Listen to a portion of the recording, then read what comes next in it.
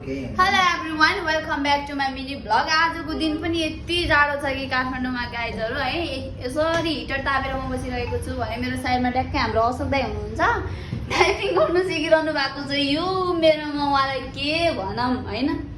अनि आज के छ भन्दाखेरि हाम्रो सबै सरहरू मिटिङमा जानुभएको छ। हामी दुईटालाई मात्रै अफिसमा छोड्नु भएको छ। अब 4 बजीसम्म चाहिँ म एक्लै बसिरहेको थिएँ। 4 बजेपछि चाहिँ अब मलाई एकदम अल्छी लाग्यो। अनि अशोक दाइलाई मैले कल गरेर दाइ आउनु कि नआउनु भनेर बोलाएको। त्यही पनि आज अशोक दाइको बिचरा के अरे व्रत है, व्रत थियो। व्रत भएर पनि अब बिचरा बहिनीको लागि आउनु भयो। एक्लै भएँ, झ्याउ पनि लाग्छ होइन। मोबाइल चलाउनु, कति मोबाइल चलाउनु, मोबाइल नचलाउनु दिमाग खराब हुन्छ। त्यही भएर बाहिरको मौसम यस्तो नराम्रो छ कि आज एकदमै खराब छ।